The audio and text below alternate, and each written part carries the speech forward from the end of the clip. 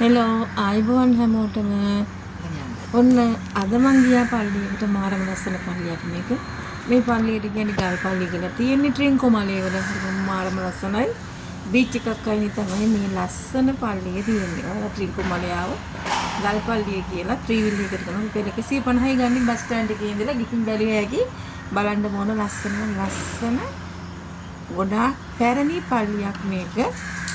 තනිකර කළු ගල් වලින් තමයි ඒ පල්ලිය ඩෙකොරේෂන් කරලා තියෙන්නේ. මේ බලන්න මේ පල්ලිය ඇතුළ කොහොමද කියලා. ඉතින් මෙතන තියෙන මේ ලස්සනට හදපු නත්තල් දාර හදලා තියෙන නත්තල් ගහ තමයි මේ තියෙන. තාම ඉතින් මේ නත්තල් ගහ නම් අයින් කරන්නේ නැහැ. ලැබෙද්ද පූජාවෙන් පස්සේ තමයි මේ නත්තල් ගහ අයින් කරන්නේ. ගොඩක් ලස්සනයි. අද සිකුරාදා දවස නිසා එහෙම ලොකුවට සෙනගක් හිටියේ නෑ අපි යනකොට නම්. බලන්න අල්තාරේ කොහොමද කියලා ගොඩක් ලස්සනට තියෙන අල්තාරේ. අපි යනකොට කට්ටිය හිටියේ නෑ. අපි විතරයි හිටියේ. ගිහලා හොඳට යාඥා කරලා එහෙම අපි ආවා. මේ ඉන්නේ දෙවියන්ියෝ. මේ තියෙන දෙවියන්ියෝගේ ප්‍රතිමාව. හරිම නිස්කලංක ස්ථානයක්. සෙනගත් නැති නිසා කට්ටිය හිටියේ නැහැ. ඉතින් අපිට පාඩුවේ හොඳට යාඥා කරන්න පුළුවන්. කිසිම සද්දයක් ඇහෙන්නේ නැහැ. පාඩුවේ යාඥා කරලා එන්න පුළුවන්.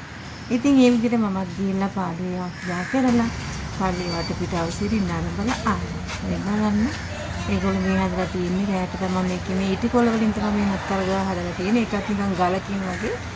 ඒක රැයට තමයි ලස්සන. මේක මොහොත අයිනේ තියෙන්නේ. මාරම ලස්සනයි. මෙහා පැත්තෙන් තියෙන්නේ පිටිපස්සෙන් තියෙන්නේ මොහොත. ගොඩක් ලස්සන ජග්ගා. මේ එළිය ඉඳලා බලනකොට මේක ගවල.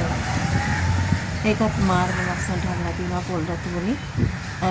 ඔය කපලා තමයි කාඩ්බෝඩ් වලින් කපලා තමයි ඒ රූපය හදලා තියෙන්නේ. මේ එළියේ ඉතින් බලන්න හරිය ලස්සනයි. අනිත් සෝනගේ සිටින්න ඉන්නවා. මරියතුමි ඉන්නවා, ජොසේතුමා ඉන්නවා. උඩට ලස්සන පොල් රතු වලින් හරිම පිළිසෙදී හදලා තියෙනවා. මම මේ වල්කොටි අපේ ගෙදර ඉන්නවා.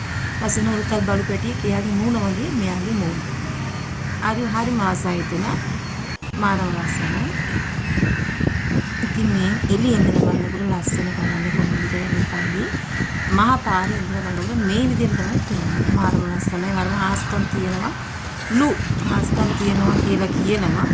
ඒ මොන හරි ලස්සනම පිටින් ගල්පල්ලිය. පිටිපස්සේ මොකද තියෙනවා? කොල්පත් තියෙනවා නැසි. ඕගොල්ලෝ ට්‍රින්කෝමලේ ආවොත්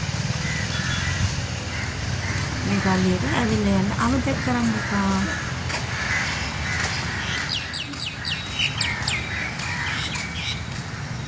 එහෙනම් ගොඩක් ස්තුතියි වීඩියෝ එක බැලුවට ගිහින් එන්න.